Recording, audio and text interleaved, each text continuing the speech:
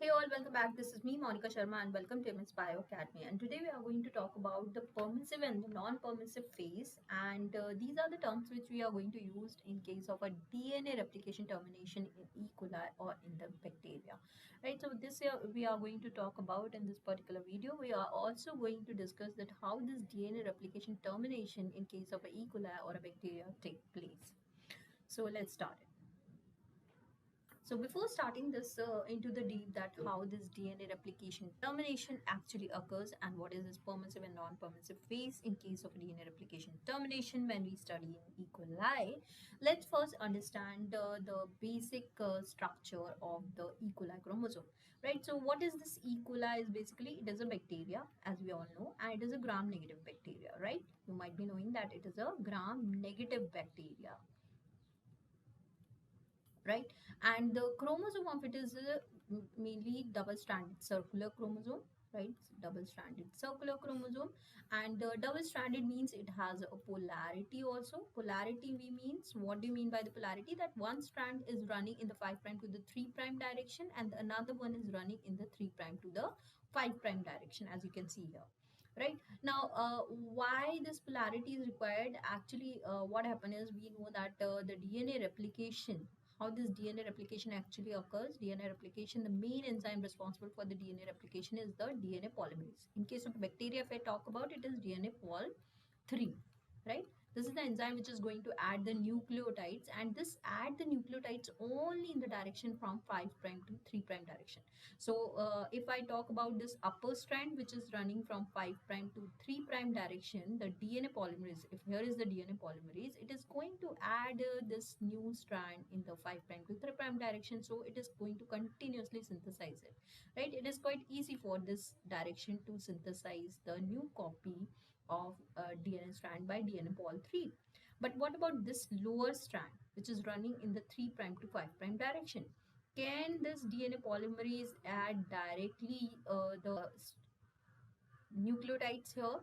No, this is quite difficult. So what it do it's normally add the nucleotides in the form of a short fragments. All right, so like this way it is going to add in the short fragments form, and these are called as the Okazaki fragments, which are later on being ligated by means of a ligase enzyme, right? So here actually what happened is this strand, since it is being synthesized in the short fragments form and not continuous, so it is little bit lag behind with respect to this above strand in terms of the new copy formation. So we call this as a lagging strand, right? We call this as a lagging strand because it is lagging behind than the above strand, which is known as a leading strand, which is continuously being synthesized, right? So this concept is clear about the leading and lagging strand because this is required when we are going to discuss about the permissive non-permissive phase and DNA termination. So this is clear till here. Now another very important thing, in order to start the DNA replication, what is required is we have to initiate the DNA replication. From where in the whole entire chromosome this DNA replication will initiate? This will initiate at a one particular origin of replication. So let's suppose this is that origin of replication. I call it ORIC. That is the origin of replication, from where the replication machinery are going to recognize this particular region, okay, and they are going to initiate the replication process, right? So this is that origin of replication.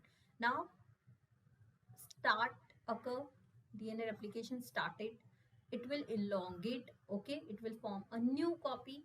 Now it needs to be end, right? We need to stop this DNA replication also, so there must be some termination region should also be there. Since there is a ODC is there for starting, there should be some region is there for ending this process also, okay? Otherwise there will be an over replication will keep on going on, okay, which is not required.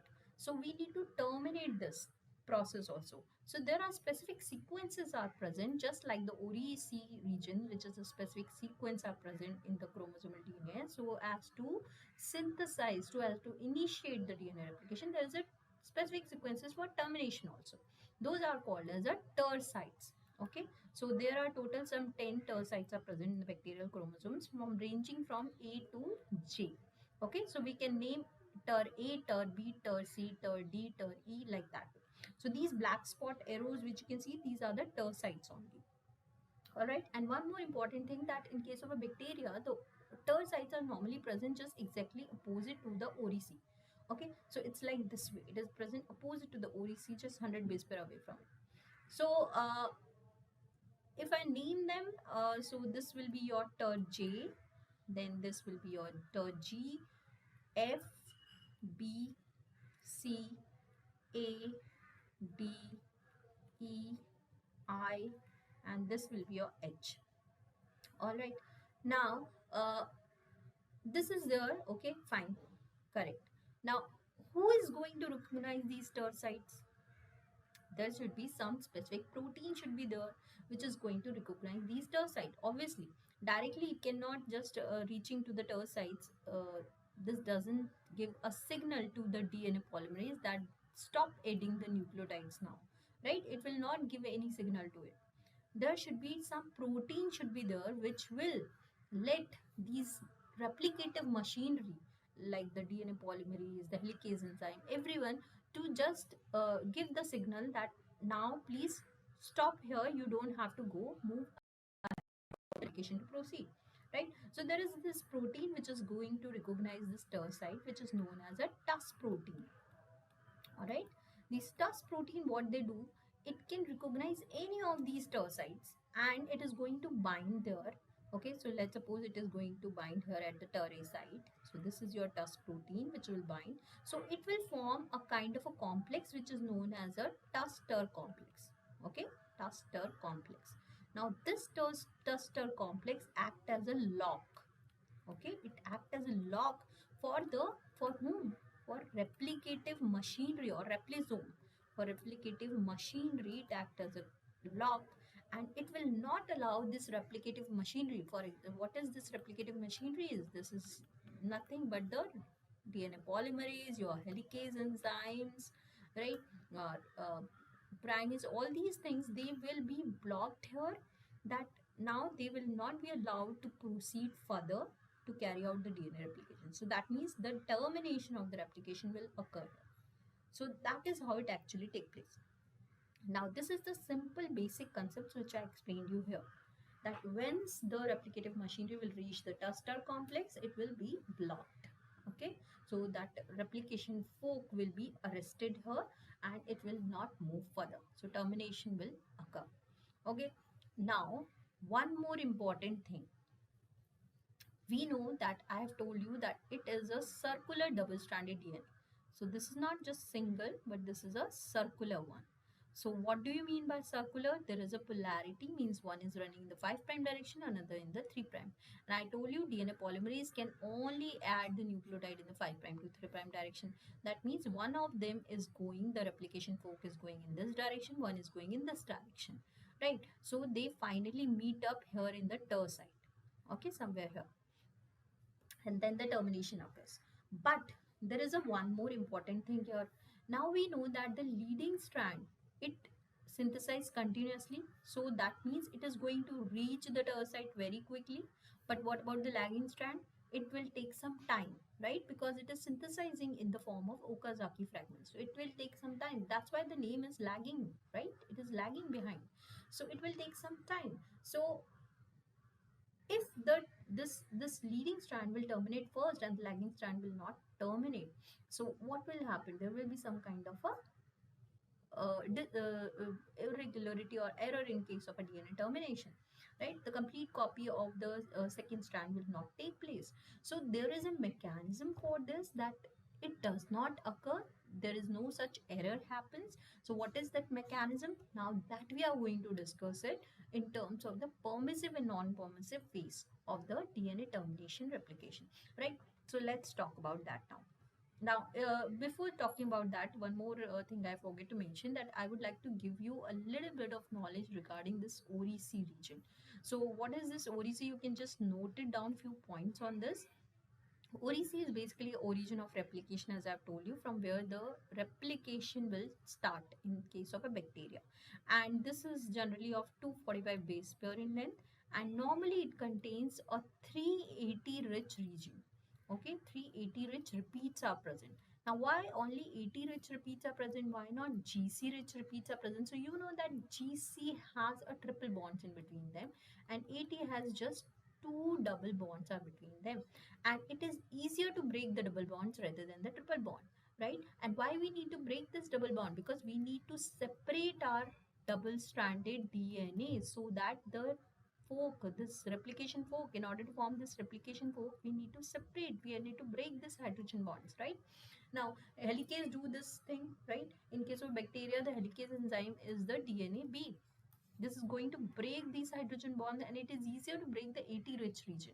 So this origin of replication is really required, so that this 80 rich region, these bonds between the A and T will be broken down easily, and the replication can easily start. Okay, now this is one of the reason for this. So there are 380 rich repeats are present, and each of them are of some 13 base pair in length. And the name, if I tell you what is the name of these three repeats, it is named as L, M, and R, which stands for left region, middle, and the right. Okay, so LMR, that is how it is. And this is about the ODC. That's it. This is a little bit of knowledge which I would like to give. Also, one more important knowledge regarding the Pol 3 enzyme. Also, I would like to give that Pol 3 enzyme has a different subunits are there. If you know, there is an alpha subunit is there, epsilon subunit is there, theta subunit is there. This is the very important. Alpha subunit is basically your catalytic subunit. So mostly this question comes that which is the catalytic subunit of the Pol 3 enzyme. So you should know that alpha is the catalytic subunit. Epsilon is your proofreading subunit. Proofreading, okay. Proofreading exonuclear subunit is basically it is there. And for theta, it is the function is unclear, but it is mostly being considered that they moderately stimulate the exonucleus activity of a epsilon. So that is how it is, right? Now let's talk about what I was telling you, that what is permissive and non-permissive and how actually it happens. Okay, so this is a particular diagram where it is being shown that how this tuss and tur complex will be formed. Okay, so let's talk about that now.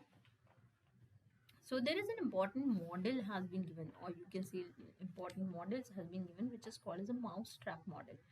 Okay, according to the mousetrap model, what they have said that once the tuss and the tur, write it down here. This is according to the mousetrap model of DNA replication termination in E. coli. Okay, it is according to the mousetrap model. It says that end of the DNA replication or termination of a DNA replication occurs when the replisome helicase DNA B on the leading strand will collide with a protein called the TUS protein. Okay, and TUS protein, we know it is going to recognize which site is going to recognize the TER site. So let's put these are the TER sites which is being recognized with this TUS protein, which is representative boundary on yellow and green, right? So this is being formed. So this forms the TUS-TER complex. Okay, so this is the TUS-TER complex which is being formed. You can see here there is a one kind of a pocket is there. What is this pocket is? This is a pocket for the cytosine 6 residue. Cytosine 6 residue pocket is there, which is going to bind this cytosine. Okay, I'm going to tell you what it is exactly. Okay, so this is actually act as a trap. Okay, this cytosine 6, when it is going to bind at this pocket of TUS protein, it is act as a trap. Trap for whom? Trap for this replicative machinery, that is DNA polymerase and helicase, that they are not allowed to go ahead now in the replication, to continue the replication. They are going to just block here. They will not permit these replicative machinery to move ahead. So this is called as a non-permissive phase. Non-permissive phase in DNA replication termination, right? Non-permissive and permissive means which is going to allow, which is going to permit the replicative machinery to move ahead and carry on the replication process. Okay, and non-permissive phase is that end which will not allow the replicative machinery to move ahead. Now, what happen is, I told you that in case of a leading strand, it is going to synthesize continuously. It is going to synthesize very fast as compared to the lagging strand. Lagging will be little bit behind. Now, in order for both of them to be terminated at the same time, what we need to do, we need to halt this leading strand first. Okay, for some time, till the time this lagging strand will reach to this point of the Terster complex. Okay, right? That is how it should be. Now, this can only occur when the this leading strand, when it is coming, okay, leading strand which is synthesizing here. Okay, so this is your 5 prime to the 3 prime end, right? So this helicase is moving like in this direction, and this your DNA polymerase is moving in this direction. Now, helicase is unwinding this DNA double stranded. The moment it unwinds this G6, okay, residue and the cytosine residue, this was a pair, right? G always pairs, guanine always pairs with the cytosine. So this when unpairs, what happened? The C cytosine is now exposed. Now what it do is it normally flips out. Okay, it flips from your double strand, and it flips, and it will, like, if it is flipped here, just imagine if it is flipped, what it will do, it is going to bind to a pocket is present, cytosine pocket is present in the TUS protein. It is going to bind in this and will form a tight complex. So now what will happen, this TUS and the TER proteins will be tightly bound. Okay, because additional this bond will be formed with the cytosine 6 residue of the double stranded DNA.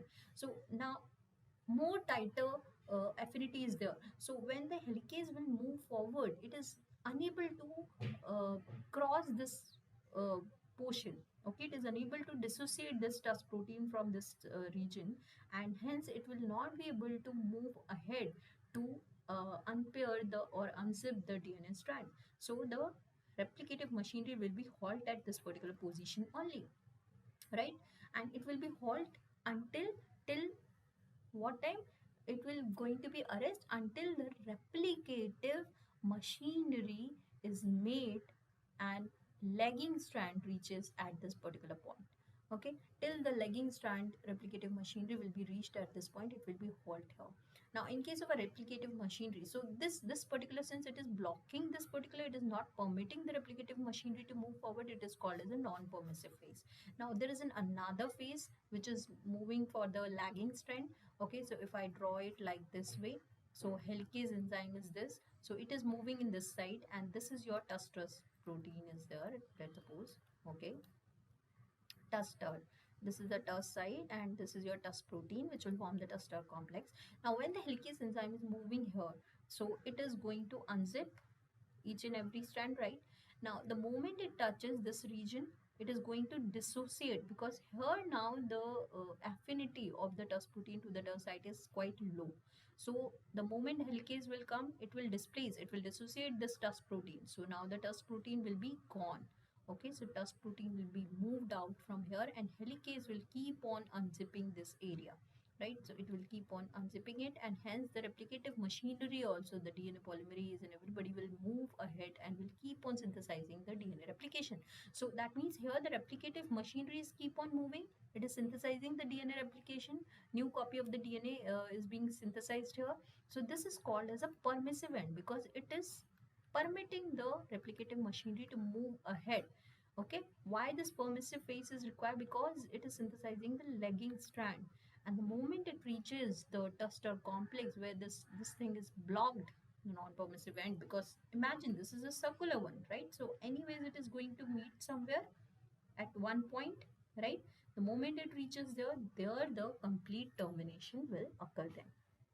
So that is how, now exactly how this happened, this is still not clear, but yes, this is how the proposed model of the mousetrap model which is being proposed, that in the non-permissive event it is blocked because of the flipping of the C6 residue and it is going to bound at the cytosine pocket in the TUS protein and form a very tight complex that helicase protein is not able to dissociate this TUS protein, and hence it is blocked here. Replicative machinery is blocked here. It is not allowed to permit to carry out the further replication process. While in the another one, in the another phase where the permissive phase, where the lagging strand is synthesizing, it will keep on dissociating this TUS protein from the TUS side until and unless the complete lagging strand is being synthesized. So this is regarding the permissive, non-permissive, and how the DNA replication termination take place in case of a E. coli. I hope this is understood to you. If you have any query, please let me know in the comment section down below, and don't forget to subscribe MSY Academy. Thanks for watching. Bye for now.